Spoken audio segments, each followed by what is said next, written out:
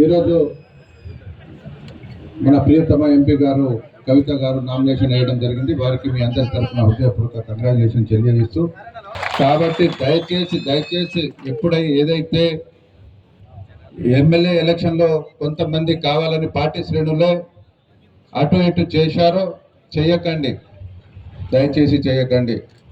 తల్లి పాలు తాగి రొమ్ము గుద్దవద్దు. అందరం కలిసికట్టుగా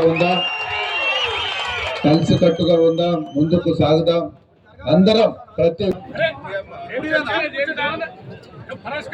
జై తెలంగాణ. కేసీఆర్ గారి నాయకత్వం, కేసీఆర్ గారి నాయకత్వం. కాదు, ఇక్కడ మాట్లాడతా అంటే ఇది అయితే కొట్లాడదామంటే కొట్లాడదాం, నో ప్రాబ్లం. ఇక్కడ ఎవరు చేత కాకుండా లేరు. నేను వాతావరణం బాగుంది, అందరు కలిసి కట్టుగా పోవాలి, వాళ్ళు గెలిపించాలి మన క్యాండిడేట్ అన్నావు తప్పనే చెప్పండి మీరు అందరూ. ఇవన్నీ కాదు, నేను ఒకటే రిక్వెస్ట్ చేస్తున్నా. ముఖ్యంగా నేను వేదిక పైన ఉన్న వాళ్ళ ఓపిక లేకుంటే, సహనం లేకుంటే చాలా దెబ్బతింటాం. అందరం కలిసి కట్టుగా ముందుకు సాగుదాం. రాబోయే రోజులలో ఎవరి ఊర్లలో, ఎవరి మండలాలలో, ఎవరి గ్రామాలలో, ఎవరి వార్డులలో మెజార్టీ పట్టేలాగా చూసుకుందాం. అందరు కలిసికట్టుగా ముందుకు సాగుదాం. దయచేసి మనము 17 ఎంపీ సీట్లలో దాదాపు 10-12 గెలిస్తే తప్పకుండా కేంద్రం దిగి వస్తుంది, మనకు ముఖం తిరిగి వస్తుంది. ఇప్పటికే మన కార్యకర్తల మీద లేని పని వాళ్ళే చేసేసి కేసులు సృష్టిస్తున్నారు, కేసులు పెడుతున్నారు. కాబట్టి అలా మీరు ఎవరికి భయపడని అవసరం లేదు. మేమందరం ఉన్నాం, వేదిక పైన ఉన్న వాళ్ళు అవన్నీ చెప్పవలసిన బాధ్యత మన పైన ఉంది.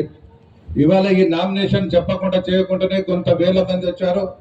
1వ తారీఖు నాడు మన ప్రియతమ నాయకులు, బడుగు బలహీన వర్గాల ఆశాజ్యోతి, మనసున్న మహారాజు, జైన హృదయ నేత, బంగారు తెలంగాణ అభివృద్ధి ప్రదాత గౌరవశ్రీ కల్వకుంట్ల చంద్రశేఖరరావు గారు రోడ్ షో రాబోతున్నారు. మనమందరం వచ్చిన వాళ్ళమందరం మనం ఏందో మరి ఎట్లా కాంగ్రెస్ పార్టీ పనిచేస్తుందో మనం చూస్తా ఉన్నాం. మన ముఖ్యమంత్రి వచ్చినప్పుడు అందరూ గత ఎన్నికలను సమీక్షించుకుంటూ ఎన్నికలకి తర్వాత పార్లమెంట్ ఎన్నికలకి తేడా ఉంది.